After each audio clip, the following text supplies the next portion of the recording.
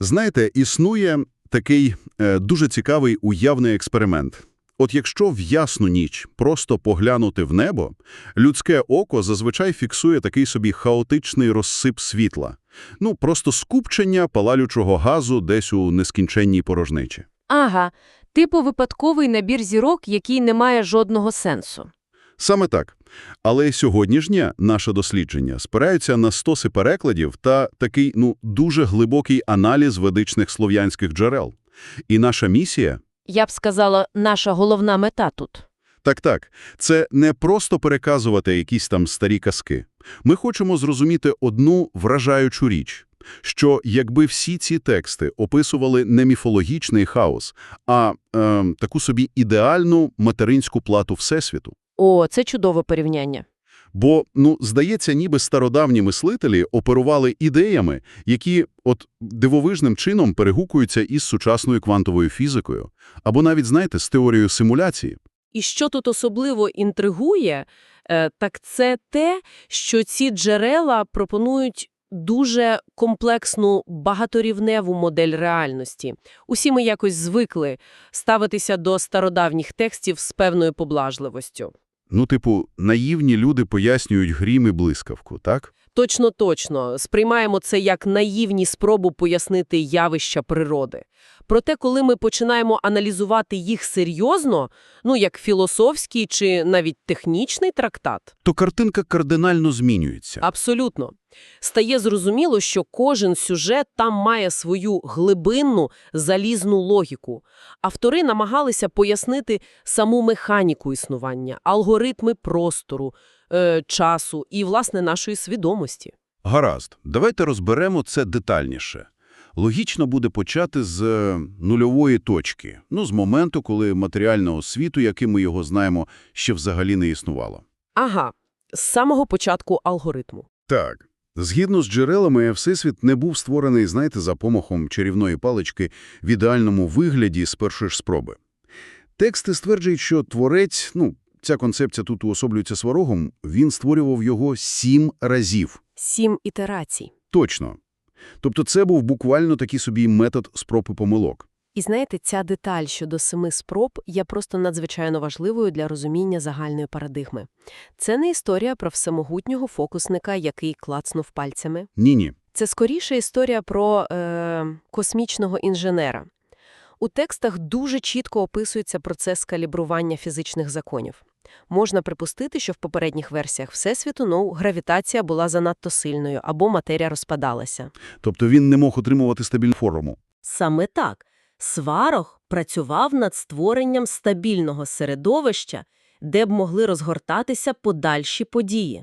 Це неймовірно нагадує те, як сучасні фізики описують тонке налаштування Всесвіту. О, це коли кажуть, що якби хоч одна константа відрізнялася там на частку відсотка... Наш світ просто не зміг би існувати. Так, усе б зруйнувалося. Це насправді круто змінює кут зору. Але виникає більш глобальне питання.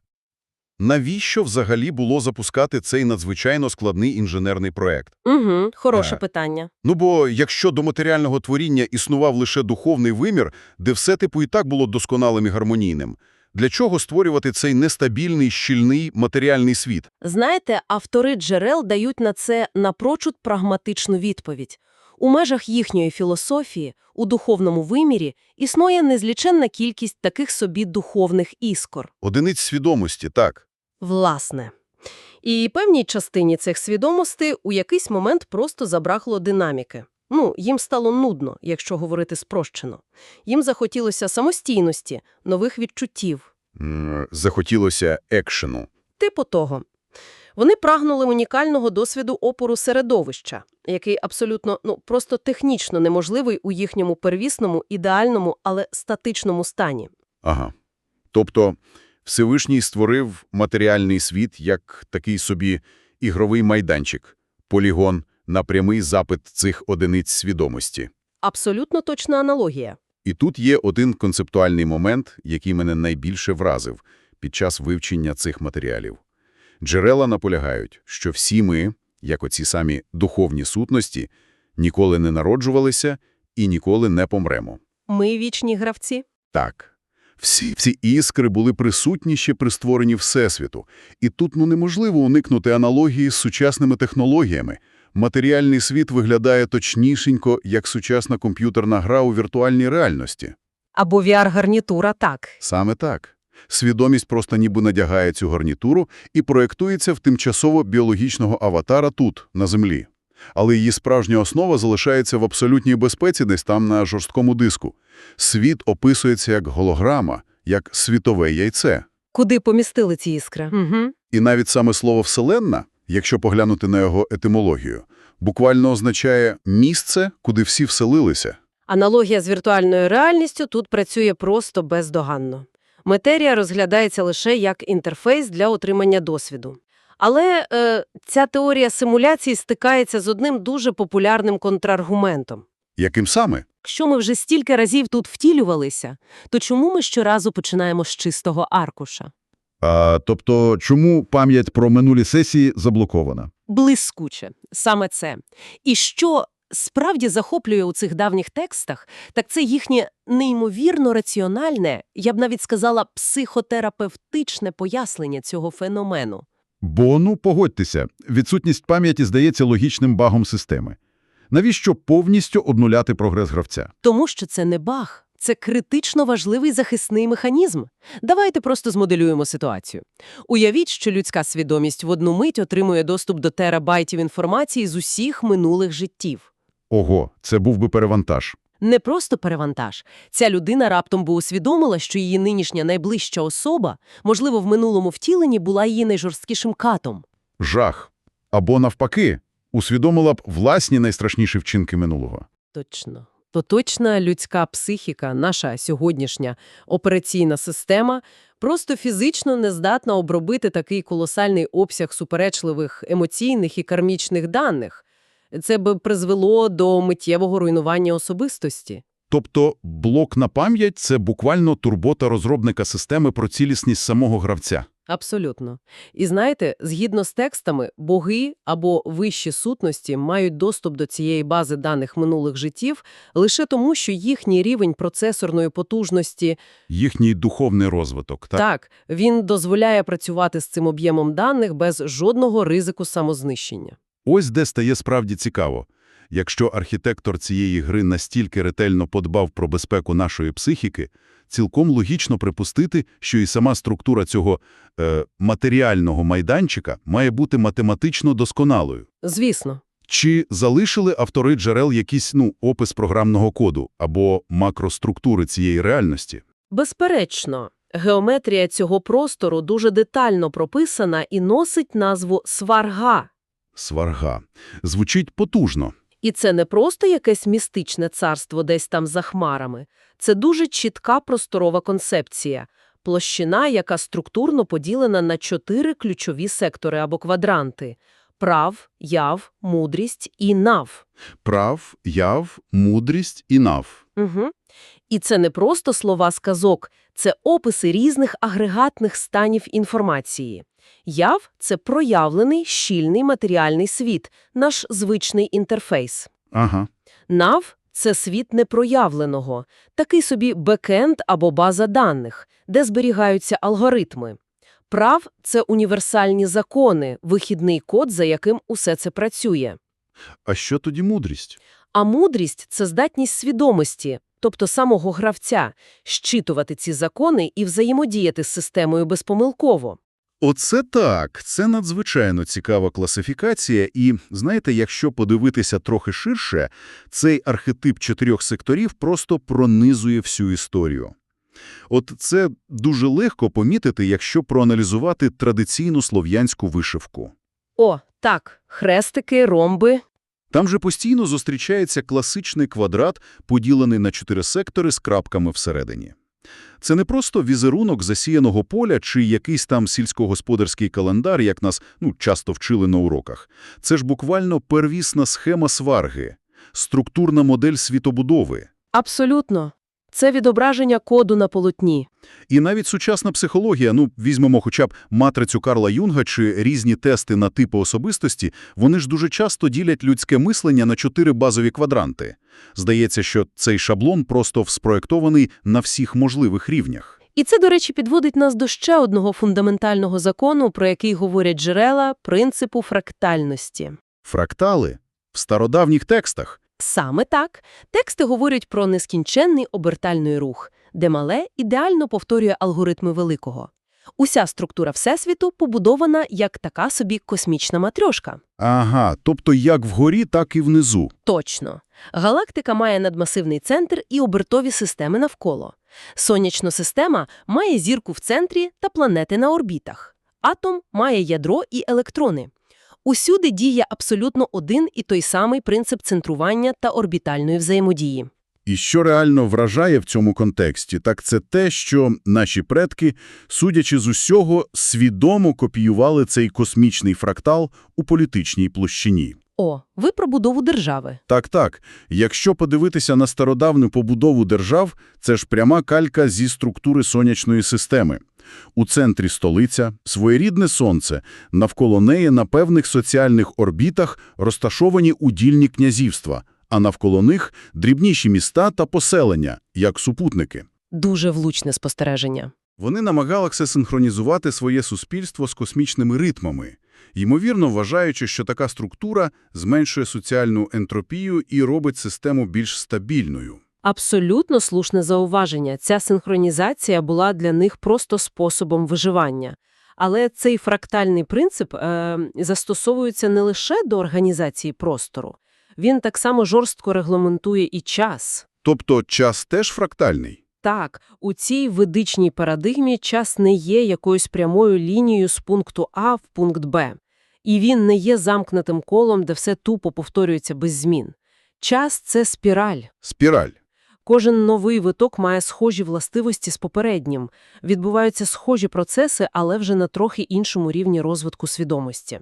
І ці великі відрізки часу мають у текстах дуже специфічну назву. Вони називаються долями. Долями? О, лінгвістичний аспект тут просто блискучий. Бо в українській мові слово «доля» має такий глибокий подвійний сенс. Так, з одного боку... З одного боку, це фатум, життєвий шлях людини, але з іншого боку, доля – це буквально частина чогось цілого.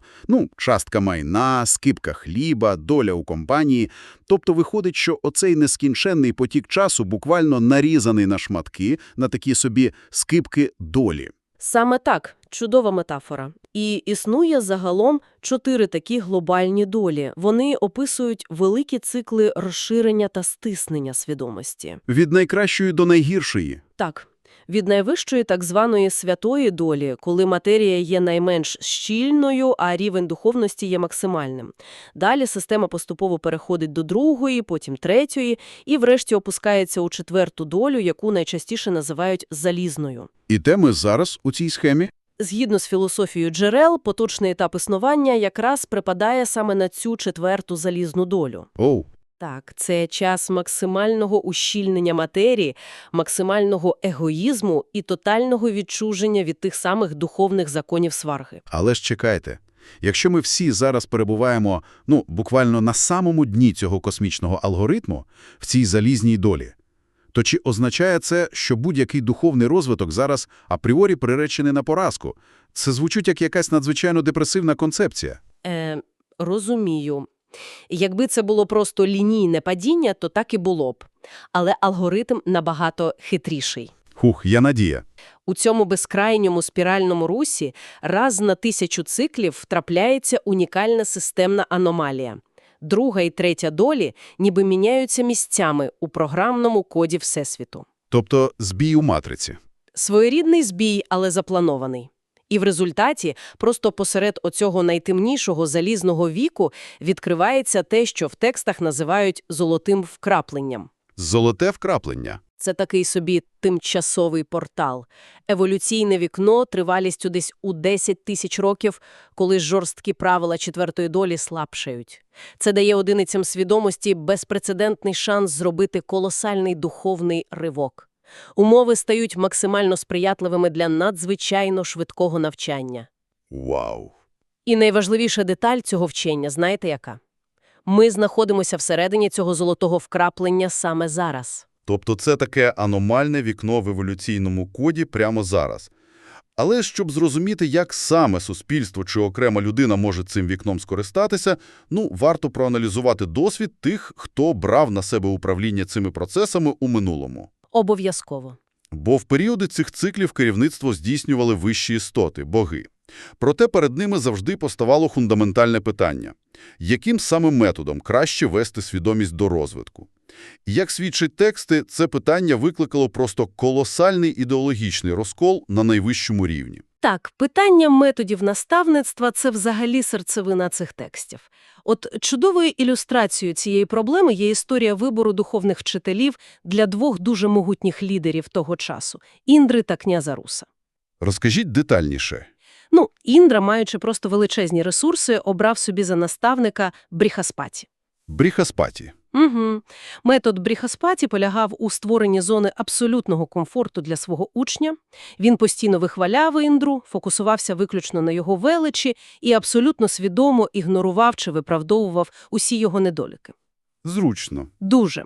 Це підхід, який прекрасно живить его, але повністю зупиняє справжній розвиток. Натомість князь Рус обрав шлях найвищого спротиву. Він узяв у вчителі Шукра Рахмана. Шукра Рахман. І з описів зрозуміло, що цей Шукра Рахман був явно не тим вчителем, з яким, приємно попити кави. О, абсолютно ні. Він був безжальним до ілюзій, діяв буквально як хірург, відсікав самовпевненість, жорстко вказував на слабкі місця і помилки. Тобто його метою було змусити учня працювати над собою до сьомого поту, а не насолоджуватися статусом. Саме так, це такий класичний вибір, приємна солодка брехня, що веде до стагнації, проти болючої правди, що стимулює швидкий ріст. Але цей, здавалося б, суто філософський вибір між Бріхаспаті та Шукра Рахманом зрештою спровокував глобальний конфлікт. Масштабну війну. Масштабну війну між двома надзвичайно могутніми сутностями – Стрибогом і Велесом. І ось тут я мушу вас зупинити і поставити під сумнів саму логіку цих текстів. Слухаю. Якщо ці боги – це вищі, глибоко розвинені істоти, які мають повний доступ до бази даних Всесвіту, чому вони взагалі вдаються до війни? Хіба сама концепція збройного конфлікту не є ознакою низького рівня розвитку? Вони ж могли просто сісти за стіл переговорів, розділити сфери впливу, знайти компроміс. Це надзвичайно влучне питання. І воно вимагає від нас, повної відмови від антропоцентричного погляду на речі. Тобто не міряти їх по собі. Саме так. Коли люди чують про війну богів, вони автоматично приписують їм типово людські мотиви. Ми ж звикли, що війни тут на землі починаються через що? Через образи, заздрощі, непропрацьовані психологічні травми правителів, жадобу влади чи банальну помсту. Класика жанру. Але в цих ведичних джерелах боги не мають жодних психологічних травм. Вони абсолютно не схильні до істерик чи якогось ображеного самолюбства. Тобто це не була сварка через емоції? Абсолютно ні. Їхня війна описується як абсолютно холодний, хірургічний і на 100% раціональний інструмент вирішення алгоритмічного конфлікту двох векторів еволюції. Стрибог почав воювати виключно заради відновлення справедливості та захисту базового коду сварги. Вау! Тобто ніякої помсти? Жодної. Тут немає місця емоціям. Це була дія, продиктована чистою, кристалізованою раціональністю. Гаразд. Якщо це був конфлікт алгоритмів, то в чому саме полягала різниця між підходами Стрибога і Велеса? У чому була оця логіка Велеса, яка змусила Стрибога взятися за зброю? Суть конфлікту зводилася до самої моделі управління масами. Велес став на бік тієї частини жрецтва, яка розробила дуже прагматичну, але вкрай руйнівну для еволюції концепцію. Яку саме? Їхня логіка була такою. Щоб еліті було легко утримувати владу і керувати суспільством, потрібно просто штучно занижувати рівень духовного та інтелектуального розвитку людей. Керована маса, вона просто не ставить зайвих питань. Зрозуміло. Зручне стадо. Так. Але Стрибог побачив у цьому фундаментальне порушення самого сенсу створення Всесвіту. Він підтримав вектор Шукра Рахмана, він наполягав на тому, що еліта просто не має права штучно спрощувати систему, Навпаки, правителі та духовні лідери повинні самі безперервно і дуже важко розвиватися, ставаючи прикладом і буквально тягнути за собою суспільство на вищі рівні. Тобто Стрибог виступив на захист права кожної свідомості на розвиток? Саме так. Виходить, логіка Велеса була в тому, щоб зробити оцю гру простішою, заради комфорту самих адміністраторів. Але, якщо чесно, хіба це раціонально навіть з точки зору самого Велеса? Знижуючи рівень розвитку суспільства, ти ж у підсумку отримуєш слабке суспільство, яке просто розруйнується під власною вагою. Точно. І Стрибог це прекрасно розумів. Підхід Велеса – це такий собі швидкий тактичний виграш, але повний стратегічний програш, який неминуче веде до абсолютної деградації цілої гілки реальності. Ага, тепер зрозуміло. Тому втручання Стрибога описується не як акт якоїсь агресії, а як, знаєте, необхідна санітарна обробка системи. Це була битва між шляхом важкої еволюції та шляхом легкої інволюції. Знаєте, цей древній ідеологічний конфлікт звучить, просто до болю знайомо і сьогодні. І це, мабуть, підводить нас до одного з найпотужніших висновків, які взагалі можна зробити з цих матеріалів. Так, розкажіть. Автори джерел детально розписують космологію, ці величезні цикли та давні війни еліт, але в підсумку зводять усе до дуже несподіваної і приземленої тези. Вони стверджують, що головна проблема людства ховається зовсім не у наслідках якихось там стародавніх божественних конфліктів чи глобальних катастроф. Угу. Справжня проблема полягає в тому, що люди елементарно не хочуть докладати зусиль. От просто не бажають розвиватися. Абсолютно підтримую. І знаєте, джерела транслюють цю думку з просто разючою прямотою, використовуючи дуже конкретні приклади. Дуже показовим тут є описаний сюжет про князя Промисла. Князя Промисла. Так, який зіткнувся на полі бою з армією так званого князя Темряви. Ворог Промисла мав просто досконалу інфраструктуру. У них була ідеальна дисципліна, бездоганне спорядження. Його армія функціонувала як ідеальний механізм. Термінатори такі собі. Так. З точки зору чисто матеріального світу перевага ворога була тотальною. Проте перемогу несподівано здобув саме Промисел. І як тексти це пояснюють? Вони пояснюють, що ця перемога сталася не завдяки кращій зброї чи якійсь щасливій випадковості. Вона сталася завдяки тому, що Промисел звернувся до вищого рівня взаємодії з реальністю. Він працював над своєю свідомістю. Він зберігав благочестя і діяв у повному резонансі з алгоритмами прави. А його ворог? А його супротивник покладався виключно на оцю щільну матерію, повністю відрізавши себе від ширшого контексту Всесвіту. Слухайте, це насправді досить жорстка концепція. Бо вона повністю позбавляє людину чи навіть ціле суспільство можливості звинувачувати обставини, епоху чи минуле у своїх невдачах. Жодних виправдань. Так, тобто, якщо звести логіку цих джерел до одного знаменника, занепад і поразки завжди починаються там, де суспільство обирає шлях найменшого спротиву. Це ота сама відома філософія ухилання від відповідальності, коли кожен сподівається, що глобальні виклики якось там обійдуть його стороною. Моя хата з краю. Точно. Коли лінь перемагає внутрішню потребу в пізнанні, тоді будь-яка навіть найміцніша структура починає розпадатися зсередини. Виходить, що вся ця масштабна стародавня історія – це просто дзеркало для нас. Справжня лінія фронту завжди пролягає виключно всередині свідомості кожної окремої людини. Це наш щоденний вибір між зусиллями і капітуляцією. Цілком згодна з вами. І в рамках цієї парадигми тексти дійсно не залишають простору для позиції жертви. Вони не дають читачеві втішної пігулки у стилі «відбулася велика війна богів, система зламана, тому ви ні на що не впливаєте, розслабтеся і доживайте свій вік». Ні, навпаки. Ці передається не як просто розважальний міф. Це пряма інструкція до дії. Це жорсткий заклик до кожного взяти на себе повну відповідальність за свій особистий розвиток. Знати про закони сварги і нічого з цим не робити – це навіть гірше, ніж не знати взагалі. Оце чудове формулювання. Що ж, давайте тоді підіб'ємо підсумки цього нашого масштабного дослідження. Ми почали з фундаментальної ідеї про те, що Всесвіт можна розглядати як надскладну віртуальну симуляцію, яка була багаторазово відкалібрована сварогом, щоб усі наші духовні іскри могли отримати тут необхідний досвід. Угу. Ми розібрали витончену архітектуру сварги з її 4 рівнями прав «яв», «мудрість» і «нав», і згадали про фрактальний рух часу, який нарізаний на унікальні скибки долі. Від золотої до залізної.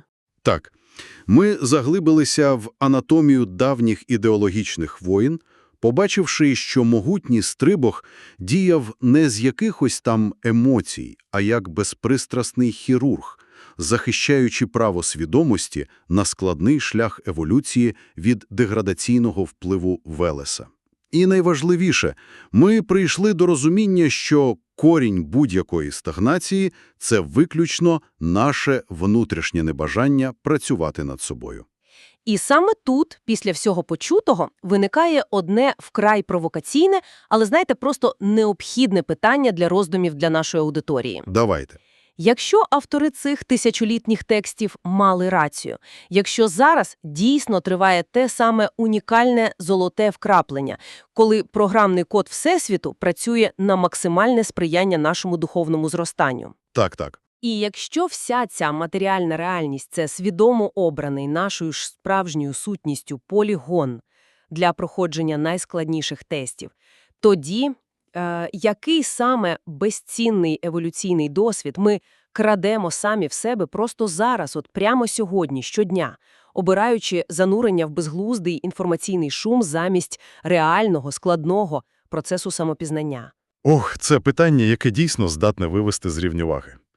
Чи не зависаємо ми в цій симуляції, годинами роздивляючись текстури віртуальних стін, замість того, щоб увімкнутися і проходити саму гру? Саме так. Дякуємо нашій аудиторії, що розділили з нами це глибоке занурення в архітектуру давніх смислів. Сподіваємося, тепер погляд на нічне небо буде викликати у всіх нас зовсім інші думки. Бо універсальні закони існують незалежно від того, пам'ятаємо ми їх чи ні. До нових досліджень і не припиняйте працювати над власним вектором розвитку.